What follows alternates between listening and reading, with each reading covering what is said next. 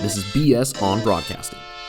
David Brody, a former national radio host and talent coach with 4 decades in the industry. You gotta understand what the score is and where you are in the game. And Marc Serber, a commentator who's called and hosted soccer matches for leagues and competitions around the world. Real panic defending from DC United and continues here. And the beat is finally beaten. It's the opening goal for Chivas USA. Together, they're on a mission to help every broadcaster be their best by learning from the best. And always talking BS. Brody, Serber on Broadcasting. Welcome to BS on Broadcasting. I'm Marc Serber alongside the usual suspects, David Brody and Sean Meadow. And we're excited to be joined today by the voice of the Syracuse Orange, Matt Park. Matt, thank you so much for joining us. Happy to be here, guys. Thanks for having me. Matt played a huge part in my journey, giving me my start at Syracuse and getting me on air and letting me know the things that I needed to work on and giving me the advice. So forever grateful. And of course, had one of the best examples of who to listen to growing up and at Syracuse. And just, you told us in class, and I just remembered being so in awe of the journey you took. If you could tell us about your journey to getting to being the voice of the Orange and kind of how you went about that, just to give everybody context, that'd be great. Sure. And I'm happy you and others have been able to overcome my tutelage, Mark. So credit to you right off the bat. And Matt, I was about to say, and you're the one to blame. Right. I try to, I'm happy to talk about teaching and mentoring students because I love doing it. But there's only so far you can go in having any credit for or blame for success or lack thereof or any of that. You guys do it on your own. I just try to not screw it up and head you in the right direction.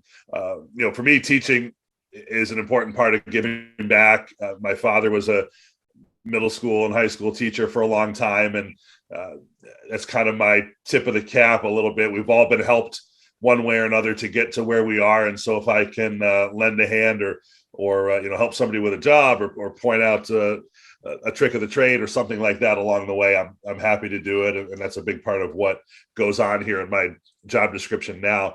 But my quick path wasn't that quick. It's been a lot of years, but I'm from the area here right down the road from Syracuse, a small town. Pretty much always knew I was going to go to Syracuse and learn how to be a broadcaster. It's all I've really ever wanted to do. And my first job out of college was with the Philadelphia Phillies Class A team in Kannapolis, North Carolina. I was the broadcaster and media relations director. And in the off seasons did men's basketball games at UNC Greensboro for a couple of years. And then had a similar position with the Chicago Cubs AA team in Jackson, Tennessee, and did that for 4 years. And I'm afraid with all the rejiggering of minor league baseball in recent years, all the teams and places I've worked for no longer fit on the map in minor league baseball anymore. But on the side there, I did a bunch of football, basketball, television, radio, just whatever I could catch in the off seasons, because obviously you're not making a lot of money and they're not paying you when the baseball isn't flying. And I always kept my ear to the ground about what was happening back here at Syracuse. It's home for me. It's really the job that I've held, on a pedestal from the time I was a little kid, and fortunate to come back.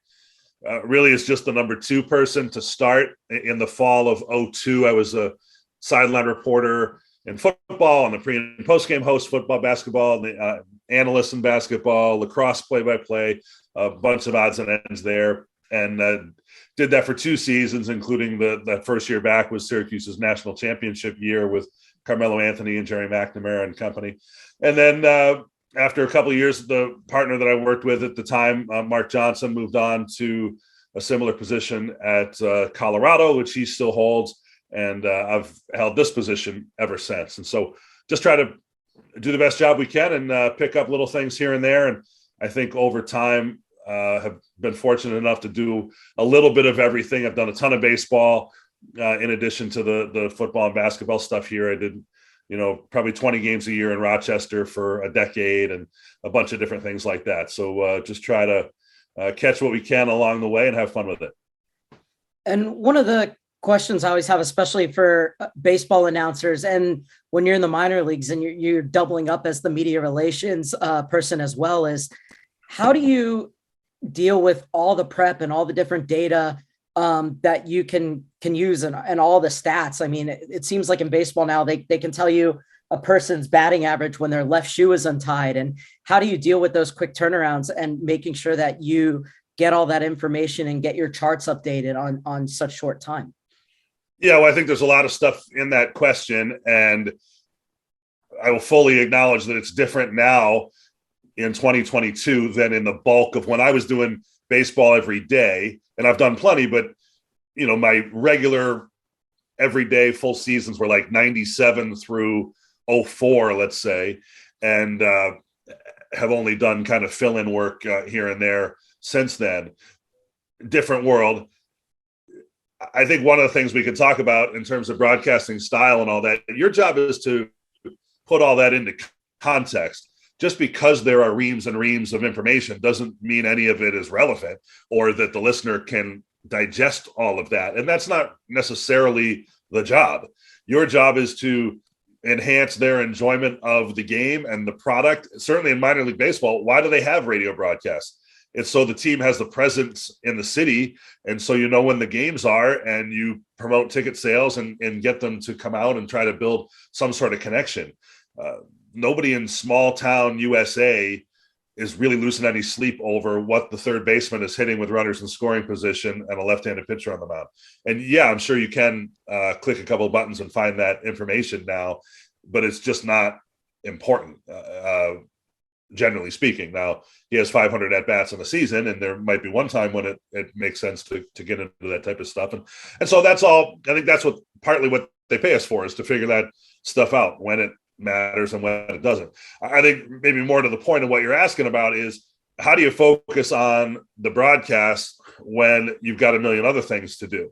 And I think that's still a very relevant thing. I know with my students who go off into minor league baseball jobs, inevitably I get a call every now and again from, oh man, I was writing press releases and I had took 3 players to the hospital for a visit, and I had to go pick up so-and-so over here. And I spoke to the Rotary Club. I didn't even think about the broadcast until 6 p.m. Unfortunately, that's the way it is. Your general manager doesn't care so much about it. The idea of, I'm going to perfectly fill out my scorecard and all of that stuff with all the nuggets you're talking about, time doesn't really allow for that. And, that's one of the things you sort of learn on the fly, and time management and the efficiency of your preparation and all of those things come into play. Matt, I wrote down a couple of words that I just heard you say: broadcast style. And I hear it all the time. People are wondering, how do I develop that style? What do I do? Do I listen to the pros? Is it, an amalgamation of this guy and that guy? So I'll ask you, how does the young broadcaster develop his or her style? All of the above. My personal, and I can tell you what I think my style is, but I think what I would recommend to anybody, I don't know any other way than to digest as much as possible, take it all in. And this is, Vin Scully is the greatest. He's the only person, and Red Barber said it to him, but he's the only person that I've ever really heard extol the virtue of, don't listen to anybody else, create your own style. All right, well, that might have been different when Vin Scully's coming up in 1950 and he's the greatest of all time. For the rest of us, especially with how much is available through technology and all of that now, I tell everybody, consume as much as possible. Doesn't mean you're going to like all of it. You're going to learn from good, bad, and otherwise.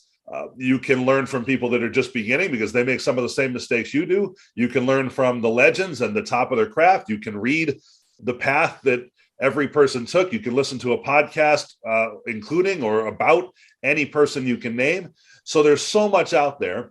And then take in from that what you think suits your style. And trend in one way or another based on your own preferences. Be the best version of what you want to be. I think our pattern, our vocabulary, all of that stuff is probably formed by the people we listen to the most. I live in upstate New York. The two people I listen to the most, probably growing up, just because that's who's on, okay, are Doug Logan, who did the games here at Syracuse for the 80s and 90s, and John Sterling, who's done the Yankee games for 1,000 years. Doesn't mean those two guys are the best of all time. It's just they were on all the time. So there's things you can take from them that you like. There's mistakes that they make that you could try not to make. I still have it somewhere around here. I've got a tape of Vin Scully, calling the 1996 World Series because I wanted to, at that time, you didn't know how many more years he was going to do it. And I'm thinking, let's keep this. But I think between, Sirius and TuneIn and all the different ways that you can check people out now, it's very easy to get a sample of everybody and then find what works for you for reasons that you believe in. And for what it's worth, we're borrowing a little here and there. We're not stealing. There's a difference between borrowing and stealing. Yeah, and I think you don't want to be a copycat. I think it's more you get your footing by being shown sort of the parameters by somebody. Then from there, the little tweaks are, what are you comfortable with? It's a small industry. I could give you a one-liner on my impression of 100 different guys and gals that do this, what I think their strengths and weaknesses are. It doesn't mean I'm copying any of them individually or writing down, what they say or their phrases. It's, do you want to be a super descriptive person? Do you want to be a more conversational? Do you, are you a homer? Are you not? Do you blow the doors off when something happens? Are you more even keeled? Those are all things that I think you find on your own. And one of the reasons that, baseball is a great place to start. And I don't really have any experience with hockey, but I would imagine it's the same thing. The volume of the games. So in baseball, I remember thinking this when I was just starting out of college, even before graduate. I left school early before graduation to take a baseball job. And you go on a 12-game road trip and you do 12 games in 12 days by yourself. If you don't get better doing that, then there's probably not a lot of hope for you. And that's a experience that you just can't simulate until you do it. But it's literally going to take, I don't even want to hear about it until you've done 100 games before you really feel like you have any actual style. Up until then, you're just kind of finding the guardrails, I think. Well, let me ask one more question if I can. You and I have a similar background in play-by-play and teaching. So new semester, first day of class in the new semester, 20 students are in front of you. What is the one thing you want to convey more than any that first day of the new class? First day, number one, and this has especially been a chip on my shoulder in recent years, you've got to be a student of the industry. I'm looking forward to the day that I can walk into the room, and I always ask them on the first day a quiz, and it'll be like, some sort of current event. What two women just got named team play-by-play announcers in the NBA? Al Michaels' partner on Amazon is going to be blank. This person or that person just moved from one team to another. What college did so-and-so go to? I want them to know all that stuff. I want them to follow the people on Twitter that you find those things out from. I want them to read and care about who's who. I want them to be able to, like a lot of us can, click the dial one time and be able to tell me that's Bob Wischusen, it's Beth Mowins, it's whoever, right? And know a little bit of their background and the type of job they have. And so soak it in, all of it. And that's particularly advice I give to young people. And when high school people say, what can I do to put myself in position, blah, blah, blah, I say, start learning the industry. Read books that these people have written. Listen to the podcasts that they've been involved in to find their path, because then I think a lot of the other stuff starts to make more sense. So that's number one. I don't really consider that as much a teaching point. But my number one teaching point that I'm sure students are sick of hearing me say over and over is, 98%, this is particular as people make transition from radio to TV, 98% of people who starting out doing this use too many words, and they just don't have an understanding of how that hurts them. And so what we work on over and over and over is how to say in 4 words what you just said in 10. And then when you've got that kind of decluttered a little bit, now you can really give proper emphasis and emotion and performance to the words that remain. If I were teaching only one thing, that's what it would be. Wow, that was great advice. Something I've always looked at is just how to make myself more concise in broadcasts, and I think you've just given me something to think about, is taking a larger portion and trying to cut that down from 10 to 4, whatever it may be. But what are some of those things that you're hearing in young broadcasters now that just maybe ticks you off, or you're like, oh, why are they doing that? What are some of those things? I'm in a broadcasting school. Every Tom, Dick, and Harry and Sally and Susie that comes to Syracuse wants to be the next whoever. Fill in the name, whether it's Mike Tirico or Ryan Eagle or Beth Mullins or whoever. And so we geek out about it here, and I'll fully admit that we get to a granular level probably than more people do. So what happens that probably doesn't happen in other places is copycatting of various phrases, techniques, or whatever. And so anytime I see any of those, even if maybe they're a good thing, I get a little irked, I would say. I never really get upset at the students, because they're just trying to do the best they can and they're learning. And that's why they come to me, is for some feedback. They don't necessarily have to act on it. But just as an example of what we just said a second ago, a student just starting out will say, and we're all knotted up at 1 apiece. I would say the game is tied at 1. Yeah, a lot of words. Right? Because what happens, again, going back to what we said before and the idea of emulation and all of that, when you start, you're an impression of a broadcaster.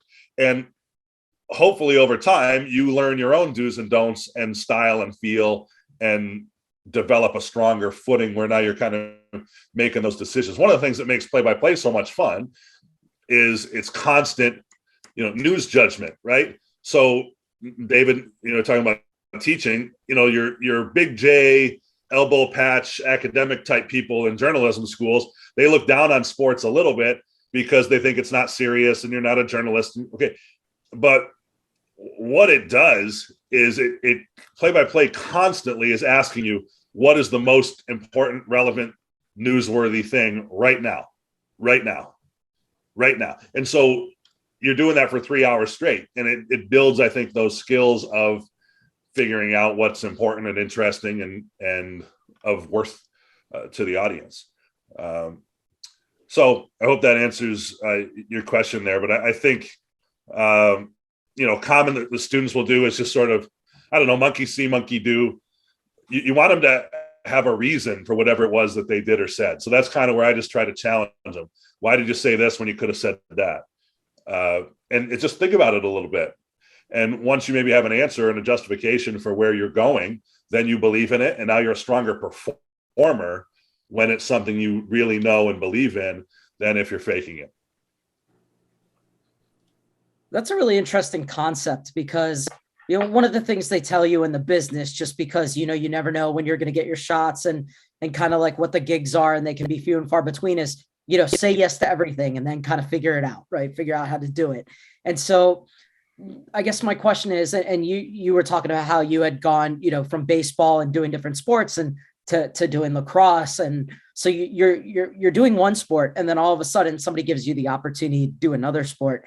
How do you, first of all, prepare for a sport you've never done before? And secondly, how do you go in without almost emulating or copying other people, because you're doing it for the first time and you're coming in kind of blank? So you're kind of, taking, kind of basically you're going off a study guide from other people. So how do you go in and imprint your own style when something's totally new? Yeah, I love that exercise. And, we all have friends, guys, that have worked the Olympics and that type of thing. You're dropped in on curling or luge or whatever. And I think the answer is the same for everything. This is all storytelling. And I don't care whether it's football, basketball, or tiddlywinks. And we actually, in some of our classes, I'll set up like a rock, paper, scissors tournament. Who cares what the medium is? The idea is you're still trying to express to the audience, why do they care about who wins this rock, paper, scissors tournament? Who should they look out for? What are the backstories behind the participants? You're trying to make compelling content that people watch for longer, right? And it's the cycle of the business. The longer they watch, the higher our ratings, the more we can charge for ads, the more money we make, the more we can put back into production value. And that's the cycle of the whole thing. And so what it is actually on the field, the ice or whatever, it's not irrelevant, but it's not that big a deal. And I think this, if you really have the chops as a play-by-play announcer, then you can do anything. And I think the people that we all view as the pinnacle of the industry, the top 10, 12, 20 people, you could drop them in on anything and they're going to be fine because they know how to go about it. And, for me, if, not that we're doing a journalism one-on-one class here, but, the first things I would do are start right off with what's the terminology, the etiquette, the sense of feel you get around the people in this sport. And that's before you even get into the research of who's any good or whatever. But you got to know the rules. You got to know where you go and don't go. You got to know. I remember, maybe right to your point, Mark, when I came back and I was going to do lacrosse on the radio, and I'd done it a little bit in college because at Syracuse you have to. It's just part of the inventory here. I didn't grow up around lacrosse, even though I'm in central New York, where it's a hotbed of the sport. One thing I made sure I did is I came to my partner and I said, well, is there anything that if I say this, they're going to go, who is this bozo faking it or just jumping in? And there's a couple things that are in that category, and I'm sure there's that for every single sport. So if you steer clear of those, I think the other stuff tends to take care of itself, and you can lean on the same principles.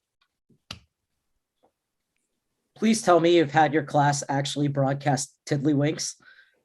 Yeah, I think we have. I know, I don't do it regularly. Depends on, I try with each class to try to tailor it to the speed in the room. Like if we have some real high flyers, maybe we do something differently. But yeah, we've screwed around with that. I mean, I try to get them to whether it's board game or, like I said, rock, paper, scissors. You could do tic-tac-toe. You could do whatever. The idea is, can you set the stage? Can you, just like I'm sure you've seen it in the Olympics. If you go to, rowing and judo and whatever, what's the first thing they do? They're setting up the parameters of the event. What are the rules? What's the distance? Who is the last champion? Who should we expect? You're just laying out the framework there. If we have an expectation of who may win or who's near the top, it provides a framework for the other. I don't think you need to know how to train a horse to understand the Kentucky Derby's been contested for 150 years. Here's 2 or 3 people that are expected to win by people who know horse racing. Here's somebody who's an 80-1 odds choice. 80-1 wins. That's sports. It's not difficult to frame that up in my mind, and there's beautiful visuals, and there's a reason that's a important television property. And so we talk about the fact that broadcasters, the best ones, are always evolving, always looking to get better. What are some of the things that you're working on in your own broadcaster that you're kind of looking to improve, or things that you would like to enhance within your own repertoire at the moment as you go into this off season and get ready for next season? Yeah, I don't know. It's always a difficult one because, and this is not a complaint, it's just my sort of point of view. At the level that I'm at and the stuff that we do here, and I'm basically, outside of a handful of side jobs here and there, I am the home team announcer for one school, and I do the football and basketball and whatever else they ask me to do at one school. Nobody ever talks to me. We never discuss the quality of the broadcast, the shape or style, the production. It's just not a thing. And generally speaking, this one thing that's unique about our industry is the people that hire you here, there are obviously a few notable exceptions, they've never done this. They don't know the stuff that we're talking about here. You're talking about preparation and how to call a 6-4-3 double play. My boss he loves sports, but he's not involved in that. That's not what we talk about. And so so anything that falls in the category of what you're asking about, Mark, is really from my own personal sense. Like, I want to do the best job I can do. We all feel crappy when we take the headset off and feel like we left something out there or didn't do a great job. I want to have a great broadcast every time out. We're all still seeking the first perfect broadcast ever. So there's all kinds of things that are probably tiny little minutia that I want to do better, but it's not something we really discuss or spend time with. Now, because we have a new general manager who's only a year or so in that position, we are going to have a little powwow here at the end of the month where we take a look at what is our broadcasting operation. Why do we do the things we do? Do we have the right people involved? Are we on the right platforms? Do we do, should we do a podcast? Should we do, those are the things that I think as we head into, the 2020s here, that's where the discussion lies. How are you creating, or are you creating content that matters? Do you connect with the audience in the way you should? Do you convert them into any sort of revenue or ticket buying potential and those types of things? It's not about, what do you say when somebody dunks the ball? Nobody ever talks to you about that. Do you think sorry, go ahead, Brody. I was going to ask you, Matt, about your comment about no one's ever done a perfect broadcast. And I agree 1,000%. And we've heard that for a long time. And I think it's wonderful when a Marv Albert at 75 says that, and this was a few years ago, says, I can get better at this.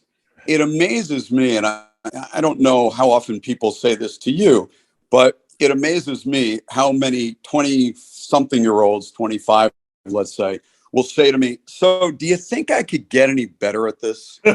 Like, yeah, you've only been doing it 4, 5, 6 years. I think you can get a little bit better at this. And I think it's really important. I mean, what I work with, and, having worked with Serber for a long time, we talk about things that you could do different. But I think it's really important. It's kind of a long-winded way of getting to this, but I think it really is important to identify also what you're doing well. That's really important. And, you go into a broadcast, you have to have confidence. If you're going into the broadcast saying, God, I suck, I can't do anything right, it's going to be bad. No question about that. Yeah, and confidence is born out of preparation. And that doesn't mean just, who's number 56. It means knowing that you are comfortable in your surroundings and that you're in charge. When I evaluate broadcasters, young or old, I want to hear that you're in command. It doesn't mean that right. You sound like you're scripted. It's that you are comfortable in the scenario. Nothing's going to happen on the field that's going to completely throw you or lose you. In fact, one of the reasons we love sports is that it's unscripted, right? And so you've got it, and you've made that arrangement with your audience. I got this. Come along with me for a ride. And in 2-3 hours or whatever the broadcast is in the game, we're going to have some fun, and we're going to see how the action unfolds. Not to scramble your brain here, I'll go back. First of all, of course, you can get better as you go, right? But I think it's worth discussion. Okay, your learning curve obviously is like this. You get better, as you're talking about 25, 26, 27, you're working full time for a few years.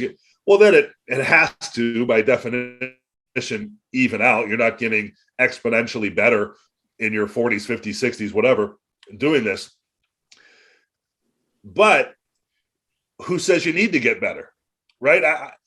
I think, and don't take me too literally on this, once you've reached a certain level of competence, it's not about that. Like, if you took, let's just for an example, it's not accurate to say that the 30 best baseball radio play-by-play people on the planet are the 30 people in Major League Baseball right now, right? I'm sure there's somebody that's 25 years old in AA that you could pick out on any given night and pop him into the whatever team, and he or she would do just fine. The difference in their ability is negligible. Now, the history and a bunch of other factors come into play there. But I think once you get to a certain level of competence, your employability has to do with a bunch of other factors that are not about your sound on the air and whether you do your homework and that type of stuff. It's about how you fit in and whether you're easy to listen to and easy to get along with and good with your employer and good with the other people that you're going to interact with. So we're kind of talking about two different things, but yes, obviously constant improvement, it should be a goal, but I think after a certain point, that's not what's making or breaking your assignments. One more quick question, then we're maybe going to let you get out of here. I know you're not. Sorry, I got time. I'm fine. But when you look at, young broadcasters, there is a curve. There's clearly a learning curve. And, I always tell people, have a pen with you because when you're talking to someone, you write things down. And you mentioned storytelling, so I want to hop back to that. And I work with a lot of young broadcasters who get frustrated because we're always working on storytelling. And I think it is important for the young broadcaster to realize, and I definitely want to hear your opinion on this, it takes a long time to get good at that. Anyone can say top of the circle, right of the lane, but to be a really good, effective storyteller, that takes a lot of seasoning. Absolutely. And it takes many different situations. And you also have to have the material, right? And you're not going to get the material. First of all, you don't get it in just one way. And you're not getting it just staring at a book or Googling, the name of everybody on the roster. You have to spend time around the batting cage and get to know the guys. You've got to talk to assistant and head coaches. You've got to be a normal human being. And first of all, get the material. Now, just because you have it doesn't mean you have to shoehorn it into every situation. The very best at this, it doesn't really feel like they're telling stories because it's just little brushstrokes here and there. Seamless. I mean, I had a major network announcer type in speaking to our class recently, and this type of thing came up. Who's the best at that? And I don't know that I would have cited this person, but he used Jim Nantz as an example in that, like, he's not going, oh, here's the story now, right? It's just he just sort of weaves it in, and it's easy to digest. One thing I hate when people do, and this is even a normal conversation, hey, funny story about blank. Well, partly that might draw you in, but now it's incumbent on you to deliver a funny story. If it lands soft, you've really laid yourself out there and you missed, and in broadcasting, there's the technique of adding stuff in drips and in little layers, because an exercise we try to do is, do you have the 5-second, 10-second, 20-second, 40-second, 60-second version of something? Because based on the action, your window of opportunity is opening and closing depending on what happens there. So telling stories is about layering. And, nobody better ever than Vin Scully when it comes to telling stories in a baseball broadcast. And the whole, joke in the industry, you don't start a story with 2 outs and 2 strikes, but, Vin Scully always found a way to get, well, it's because he's, exceptionally competent at having a sense of choosing the proper words and timing to get in what he wants. And if there's something left over, he can get to it the next at bat. And he's got a sense of how to layer on, put it out in layers. And that's what I would recommend to people. And with Vin Scully, once he starts with, it's interesting to note, you got a story coming. Right. And that does draw you in, and people are listening for different reasons, and I think you connect with people in a different way. Another thing I like to discuss, and I really should put my money where my mouth is and make this kind of a class exercise. Who is your audience? Who are you talking to? And if you just think about it for a second, the people that you visualize, they all want different things, and in my case, I pretend I'm just talking to a bunch of different people, right? One might be my mom, who comes to the games and wants Syracuse to win, but doesn't know the names of the players, doesn't really know the rules of the game and whatever. My dad knows all that stuff, but, could use some background or context. I'm picturing Ray Charles, who's blind and needs everything described for him. I'm picturing the, Uber fan that spends the whole week on the chat room and, has a blog and wants to know, why the backup left tackle's in the game right now, and why this guy who was a 4-star recruit never panned out. And you're trying to answer those questions for everybody, and I think a big part of the skill, and when you're in that chair, is figuring that out, speaking to all those different groups and connecting with them. That's incredible advice. Yep. Thank you so much for taking the time today and for speaking with us. Before we let you go, we're going to give you the 2 questions that we give everybody to end the podcast.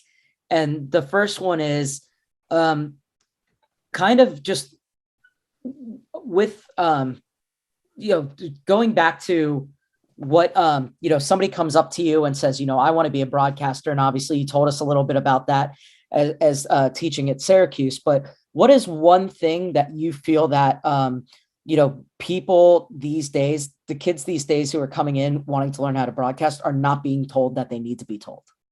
Yeah, it's an interesting one. And it's a little bit of a loaded question for me and for my colleagues specifically here, because we're at a broadcasting school where hopefully everything we can think to tell them, we're telling them. And if we're not, we're trying to work on that, and adjust it. I think maybe one thing that falls in the category of what you're talking about is professionalism. How to hold the job. Like, go back to what I was saying before. We can talk all day long about how to lay out the formation of a football team prior to the snap and what to say after the snap and how you're describing all this action. And, the Wayne Larrivee or Kevin Harlan or whoever, that's the textbook. Go listen to them. And if you try to copy them, you're in good position, right? Your boss probably isn't going to care about that. Again, unless you're going to, if you're going to work for Howie Denneroff on a radio side or you're going to get an ESPN, even like all my friends that work at ESPN and Lee Fitting and all, those guys are geniuses, but they don't spend a lot of time talking about the X's and O's that we're discussing. It's just, once you're employable and you've shown a certain level of competence there, now it's about your listenability and your conversationalism and your ease of getting along with people. If you're a complete tool, I don't care how good you are on the air. If you have a job like I have, you're sooner going to lose it because you didn't do the right thing when you went out to dinner with the sponsor on Friday night on the road.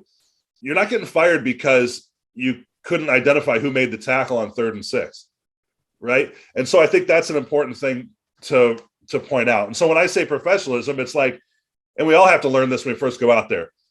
Don't be late for the bus. Understand who the important people are that you answer to.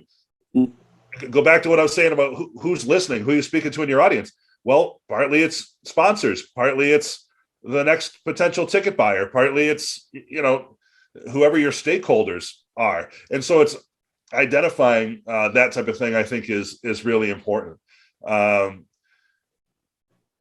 you think about when you have your first job, we all take our first job in hopes that it leads to the second, but you still owe, they're paying you to do whatever the job is that you signed up for. You still owe it to them to do the work, right? You can't go in there and go, hey, screw you. I'm on my way to, Major League Baseball stardom, or I'm going to be the next Mike Breen or whatever.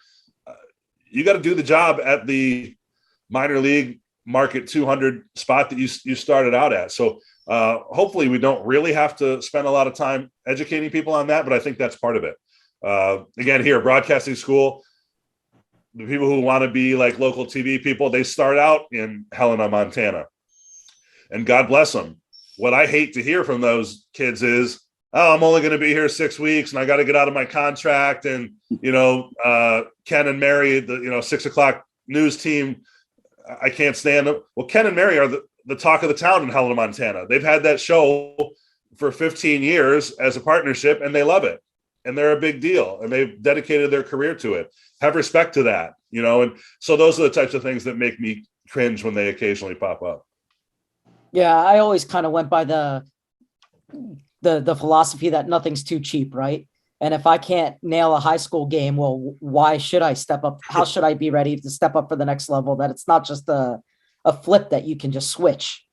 And then that's a little bit of a slippery slope. I mean, I could pretty easily make the argument it's harder to do a high school football game than it is the Super Bowl. We're talking about different kind of parameters here, but so the guys and gals that are out there toiling and are doing, 3 high school basketball games on a Friday night and whatever, I mean, they're putting as much or more time into it than Joe Buck. It's just, there's different factors at play. And so, there's a big range, obviously. Yeah. And final question for you is, knowing what you know now, if you could, what would you go back and tell the young Matt Park who's just starting out? There's probably a lot of things that have more to do with probably just life, maybe not take the career part of it quite as seriously, but then again, I think if you don't, it's hard to succeed otherwise, particularly when you're first starting. My first job I worked every hour of the day and I made $750 a month. I would say conditions have improved, but not a whole lot since then. And you better really love it, and you better knuckle down and do the right things to get out of the real entry level in order to put yourself in position to succeed. So I do think it's important to have a real focus on it. But I do think you have to have a balance in all things, related to your personal life and your maturity and your growth and your interaction with other people and all of that. So, now it makes me feel old thinking back to those times, but there's maybe some things that I would do a little differently.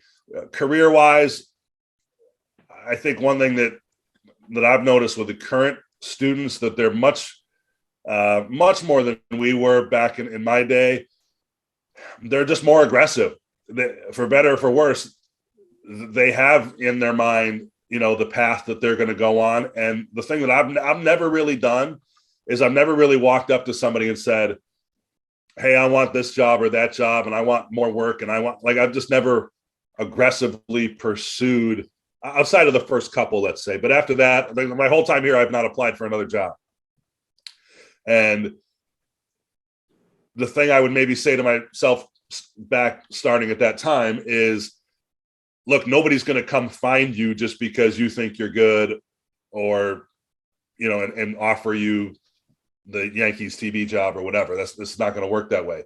You've got to put yourself in those circles, demonstrate your interest and ability, work the connections, and you've got to do that. And it's more than meet in the middle, because it just doesn't work that way. They've got enough people coming to them for those top level jobs. They're not out seeking anybody out.